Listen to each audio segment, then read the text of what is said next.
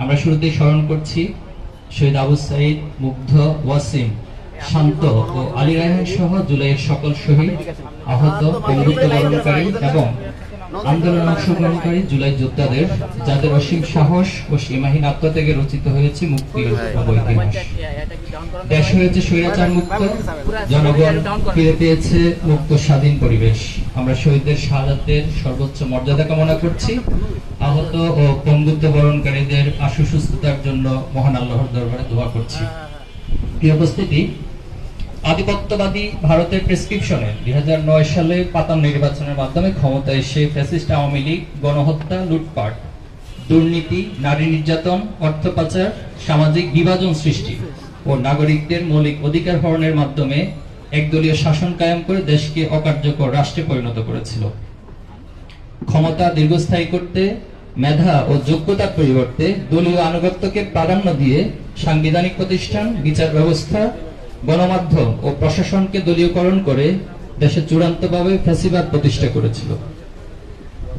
মেধাবীদের উপেক্ষা করে দলীয় লোকবল নিয়োগের একটি কৌশলগত মাধ্যম ছিল বিতর্কিত কোটা ব্যবস্থা। শিক্ষার্থীদের দাবি ছিল সরকারি চাকরিতে কোটা পদ্ধতি সংশোধন করে মেধা ও যোগ্যতার ভিত্তিতে নিয়োগ প্রদান করা। এ দাবিতে 2018 সালে শিক্ষার্থীদের তীব্র আন্দোলনের মুখে সরকার অযৌক্তিক কোটা প্রথা বাতিল করতে বাধ্য হয়েছিল।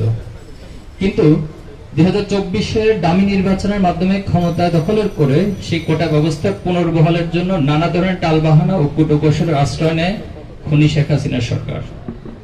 এই প্রতিবাদেই শুরু হয় আন্দোলন, যার সাথে যুক্ত হয় বিগত 15 বছর ধরে নির্যাতনের শিকার প্রতিটি মানুষের প্রতিবাদী কণ্ঠস্বর। ফলশ্রুতিতে কোটা সংস্কার আন্দোলন গণ অভ্যুত্থানের রূপ নেয়, যা ছিল সময়ের অনিবার্য দাবি এবং বাস্তবতা। আপনারা অবগত আছেন, আন্দোলন প্রশমিত করতে তৎকালীন হাসিনা সরকার বেছে নিয়েছিল পেশি শক্তির মাধ্যমে দমন পীড়নের পথ। দলীয় ক্যাডার ও রাষ্ট্রীয় সকল বাহিনীকে লেলিয়ে দিয়ে হাজার হাজার তরুণ, যুবক, বৃদ্ধ নারী ও শিশুকে নির্বিচারে হত্যা করেছিল। বাসার ছাদে খেলায় মগ্ন শিশুদেরকে হেলিকপ্টার থেকে গুলি করে হত্যা করা হয়। দেশের রাজপথ, জনপদ ও ক্যাম্পাস রঞ্জিত হয় ছাত্র জনতার রক্তে। জাতিসংঘের মানবাধিকার কমিশন রিপোর্ট অনুযায়ী 2024 সালের 1 জুলাই থেকে 15 আগস্ট পর্যন্ত 1400 জনেরও বেশি মানুষকে হত্যা করা হয়েছে, যার মধ্যে 12 থেকে 13% ছিল শিশু। শুধু মানুষ হত্যা করে ক্ষান্ত হয়নি, মৃতদেহের সঙ্গেও করা হয়েছে নিষ্ঠুরতম অমানবিক আচরণ। হত্যা করার পর লাশ গুম, মৃতদেহ পুড়িয়ে ফেলা, লাশ ছুঁড়ে ফেলে দেওয়া, লাশের উপর দিয়ে রায়ট কার ও গাড়ি চালিয়ে দেওয়ার মতো বর্বরোচিত আচরণ বিশ্ববাসীকে স্তম্ভিত করেছিল। আহত ব্যক্তিদেরকে হাসপাতাল নিতে বাধা প্রদানের পাশাপাশি দলীয় ক্যাডারদের মাধ্যমে হাসপাতালগুলোকেও হামলার লক্ষ্যবস্তুতে পরিণত করেছিল।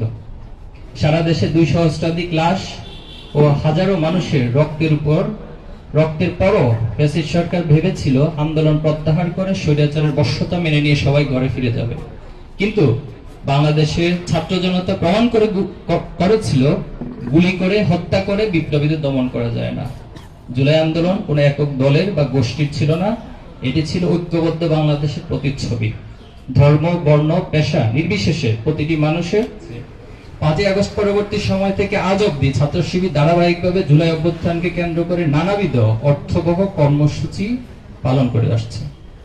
গায়েবানা জানাজা, কবর জিয়ারত, শহীদ পরিবারের খোঁজ খবর, সহযোগিতা, ঈদ ও বিভিন্ন দিবস উপলক্ষে শহীদ পরিবারের সাথে সৌজন্য সাক্ষাৎ, শহীদ পরিবারের সাক্ষাৎ, প্রেমে বন্দী 36 জুলাই শীর্ষক আলোকচিত্র প্রদর্শনী, গণহত্যার বিচারের দাবিতে সপ্তাহব্যাপী আন্দোলন, জুলাই স্মৃতিলিখন প্রতিযোগিতা সহ ছাত্র শিবির ধারাবাহিকভাবে কর্মসূচি পালন করে যাচ্ছে। এই অংশ হিসেবে জুলাইয়ের স্মৃতিকে ধারণ, গণহত্যার বিচার নিশ্চিতকরণ, জাতীয় ঐক্য সুসংহত করতে সততা ও দক্ষতায় প্রজন্ম গড়ার প্রতিজ্ঞা নিয়ে জুলাই জাগরণ, নব উদ্যমে বিনির্মাণ। আমি আবার বলছি, জুলাই জাগরণ, নব উদ্যমে বিনির্মাণ এই প্রতিপাদ্যকে সামনে রেখে জুলাই অভ্যুত্থানের বর্ষপূর্তি উপলক্ষে 36 দিন ব্যাপী কর্মসূচি ঘোষণা করছি। 1. সেমিনার, সিম্পোজিয়াম, রিসার্চ কনফারেন্স, আলোচনা সভা ও দোয়া অনুষ্ঠানের আয়োজন। 2. শহীদের কবর জিয়ারত, শহীদ পরিবার, আহতদের সাথে সাক্ষাৎ ও মত বিনিময়। 3. শাখাভিত্তিক জুলাই গণহত্যার বিচারের দাবিতে জুলাই দ্রোহ শিরোনামে বিক্ষোভ মিছিল আয়োজন। 4. সারা দেশে শিক্ষা প্রতিষ্ঠান ও গুরুত্বপূর্ণ পাবলিক প্লেসে জুলাই জাগরণ নব উদ্যম বিনির্মাণ শীর্ষক আলোকচিত্র ও ডকুমেন্টারি প্রদর্শনী এবং কালচারাল ফেস্ট আয়োজন। 5 জুলাই গ্রাফিতি অঙ্কন। 6 জুলাইয়ের স্মৃতি বলা, স্মৃতি লিখন, বক্তব্য রচনা, বিতর্ক, ক্রীড়া প্রতিযোগিতা প্রভৃতি আয়োজন। 7 শহীদদের নামে লাইব্রেরি ও পাঠাগার প্রতিষ্ঠা। 8 শহীদ পরিবার, আহত ও আন্দোলনে অংশগ্রহণকারী গাজীদের নিয়ে ত্যাগীদের চোখে আগামীর বাংলাদেশ শীর্ষক সাক্ষাৎকার গ্রহণ ও পডকাস্টের আয়োজন। 9 জুলাইয়ের উপর সাহিত্য সাময়িক ও বিশেষ সংখ্যা প্রকাশ। 10 জুলাই স্মৃতি লিখন প্রতিযোগিতার পুরস্কার প্রদান ও জুলাই প্রকাশনার মোড়ক উন্মোচন ও প্রদর্শনী। 11 থিঙ্ক ব্যাক টু 36 জুলাই শিরোনামে 36 দিনব্যাপী অনলাইন ক্যাম্পেইন। সম্মানিত সাংবাদিক বৃন্দ, জুলাই অভ্যুত্থানের মধ্য দিয়ে ছাত্র সমাজ কেবল স্বৈরাচারের অবসান ঘটায়নি, তারা জাতির সামনে একটি নতুন বাংলাদেশ বিনির্মাণের স্বপ্ন তুলে ধরেছে। সেই নতুন কাঙ্ক্ষিত বাংলাদেশ গঠনের প্রয়োজন সৎ, দক্ষ এবং দেশপ্রেমিক নেতৃত্ব, যা বাংলাদেশের অন্যতম প্রধান চ্যালেঞ্জ। ছাত্র রাজনীতি হলো প্রত্যাশিত জাতীয় নেতৃত্ব গঠনের গুরুত্বপূর্ণ মাধ্যম। 1947 সাল থেকে শুরু করে আজ অব্দি বাংলাদেশের ইতিহাসের অংশ জুড়ে আছে ছাত্র রাজনীতির গুরুত্বপূর্ণ অবদান।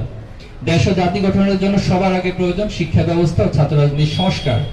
ছাত্র সংসদ ভিত্তিক ছাত্র রাজনীতির ধারা চালুর মাধ্যমে কেবল সেই সংস্কার অর্থবহ হতে পারে। ছাত্র সংসদ হলো শিক্ষার্থীদের এক বৈধ প্ল্যাটফর্ম, যেখানে তারা ভোট দিয়ে তাদের প্রতিনিধি নির্বাচনের মাধ্যমে ন্যায্য দাবি আদায় করে থাকে। নির্বাচিত প্রতিনিধিও শিক্ষার্থীদের নিকট দায়বদ্ধ থাকে। ফলে শিক্ষাঙ্গনে আধিপত্য বিস্তার ও লেজুর ভিত্তিক ছাত্র রাজনীতির সংস্কৃতির অবসান ঘটে এবং মুক্তবাদ, স্বাধীন বুদ্ধি চর্চার মাধ্যমে ভবিষ্যৎ জাতীয় নেতৃত্ব ও ছাত্রবান্ধব ছাত্র রাজনীতির বিকাশ লাভ করে। 1990 সালের পর সর্বশেষ 2019 সালে ডাকসু নির্বাচন হলেও বিগত 3 দশকের বেশি সময় ধরে দেশের অধিকাংশ বিশ্ববিদ্যালয় ও কলেজে ছাত্র সংসদ নির্বাচন নিষ্ক্রিয় করে রাখা হয়েছে। এর পিছনে রয়েছে ক্ষমতাসীনদের একচেটিয়া আধিপত্য কায়েমের দুরভিসন্ধি। স্বৈরাচার পতনের পর একটি নতুন রাজনৈতিক বাস্তবতা শিক্ষার্থীদের আকাঙ্ক্ষা বাস্তবায়নে বিশ্ববিদ্যালয়গুলোতে ছাত্র সংসদ নির্বাচন এখন সময়ের দাবি। বর্তমান বিশ্ববিদ্যালয়গুলোতে প্রশাসন ছাত্র সংসদ নির্বাচনের আয়োজন করতে আগ্রহ দেখালেও একটি গোষ্ঠী নির্বাচনকে বানচাল করতে নানা রকম ষড়যন্ত্র করছে। বিভিন্ন ক্যাম্পাসে ককটেল বিস্ফোরণ, ভয়ভীতি প্রদর্শন সহ অস্থিতিশীল পরিস্থিতি তৈরি করার চেষ্টা করছে। অনেক ক্ষেত্রে বিশ্ববিদ্যালয় প্রশাসনও অদৃশ্য ইশারা নির্বাচন দিতে গড়িমসি করছে, যা অত্যন্ত আশঙ্কাজনক। আমরা স্পষ্ট ভাষায় বলতে চাই, ছাত্র সংসদ নির্বাচন বানচালের চেষ্টা ফ্যাসিবাদী আচরণের বহিঃপ্রকাশ, যা দেশপ্রেমিক সচেতন ছাত্র সমাজ কখনোই মেনে নেবে না। আমরা অতি দ্রুত সকল ক্যাম্পাসে ছাত্র সংসদ নির্বাচনের সুস্পষ্ট রোডম্যাপ ঘোষণা এবং তার আলোকে কার্যকর পদক্ষেপ গ্রহণের জন্য জোর দাবি জানাচ্ছি। সম্মানিত সাংবাদিকবৃন্দ, সম্প্রতি আমরা উদ্বেগের সাথে কিছু বিষয় লক্ষ্য করছি। দর্শনের মতো ঘটনা ইত্যনৈতিক ব্যাপারে পরিণত হয়েছে। 8 বছরের শিশু আছিয়া, গণ অভ্যুত্থানের শহীদ জসিমউদ্দিনের মেয়ে লামিয়া এবং গতকাল এক হিন্দু যুবতী ছাড়াও সারা দেশে বিভিন্ন স্থানে স্কুল কলেজ পড়ুয়া শিক্ষার্থী, পরীক্ষার্থী, গৃহবধূ, গৃহকর্মী সহ অসংখ্য দর্শনের ঘটনা ঘটছে, যার অধিকাংশই ঘটছে বিভিন্ন রাজনৈতিক দলের ছত্রছায়ায়। পাশাপাশি 5ই আগস্ট পরবর্তী বিভিন্ন ক্যাম্পাসে পরিকল্পিতভাবে বিশৃঙ্খলা তৈরির অপচেষ্টা চালানো হচ্ছে। শিক্ষার্থীদের উপর হামলা, আধিপত্য বিস্তার এবং লাশের রাজনীতি ফিরিয়ে আনতে নানা রকম স্লোগান দিয়ে ক্যাম্পাসে বিশৃঙ্খল পরিস্থিতি তৈরি করছে। আমরা অবিলম্বে ক্যাম্পাসে নিরাপত্তা বিধানে কার্যকর ব্যবস্থা গ্রহণের জন্য প্রশাসনের নিকট অনুরোধ জানাচ্ছি। প্রিয় উপস্থিতি, আমরা বিশ্বাস করি একটি নতুন বাংলাদেশ বিনির্মাণের প্রয়োজন সততা, দক্ষতা ও দেশপ্রেম। প্রয়োজন এমন একটি প্রজন্ম যারা হবে যোগ্য নেতৃত্বের ধারক ও বাহক, যাদের প্রতিটি পদক্ষেপ প্রতিফলিত হবে মেধা ও নৈতিকতার স্বাক্ষর, থাকবে জবাবদিহিতার অনুভূতি, যারা জুলাইয়ের স্পিরিটকে বুকে ধারণ করে অসীম সাহসিকতার সাথে শত বাধা অতিক্রম করে সমৃদ্ধ বাংলাদেশ গড়ার লক্ষ্যে নব উদ্যমে এগিয়ে যাবে। আমরা এমন একটি বাংলাদেশ চাই যেখানে থাকবে মত প্রকাশের স্বাধীনতা, থাকবে রাজনৈতিক সহনশীলতা, যেখানে থাকবে না ভেদাভেদ ও বৈষম্য, শাসন ব্যবস্থা হবে জনগণের প্রতিনিধিত্বশীল। আমরা শহীদদের স্বপ্নের আলোকে একটি ন্যায়ভিত্তিক সমাজ ব্যবস্থা প্রতিষ্ঠা, ফ্যাসিবাদের বিলোপ, দেশের স্বাধীন ও সার্বভৌমত্ব রক্ষা এবং সকল নাগরিকের জন্য নিরাপদ, মর্যাদাপূর্ণ সম্প্রীতির বাংলাদেশ গড়ে তুলতে চাই। সবাইকে আবারও ঐক্যবদ্ধ হওয়ার আহ্বান জানাচ্ছি। জুলাইয়ের আকাঙ্ক্ষা প্রজন্ম থেকে প্রজন্ম ছড়িয়ে দিতে আমরা বদ্ধপরিকর। আগামীর বাংলাদেশ হবে বৈষম্যহীন সম্প্রীতির সবার বাংলাদেশ। 36 দিনব্যাপী এই কর্মসূচি পালনে ছাত্র শিবিরের জনশক্তি, শুভাকাঙ্ক্ষী ছাত্র সমাজ সহ দেশবাসীকে সহযোগিতা করার জন্য আমরা উদাত্ত আহ্বান জানাচ্ছি। আপনাদের সবাইকে উপস্থিত হওয়ার জন্য আন্তরিকভাবে ধন্যবাদ এবং কৃতজ্ঞতা জ্ঞাপন করছি। বাংলাদেশ জিন্দাবাদ, ইসলামী ছাত্র শিবির জিন্দাবাদ।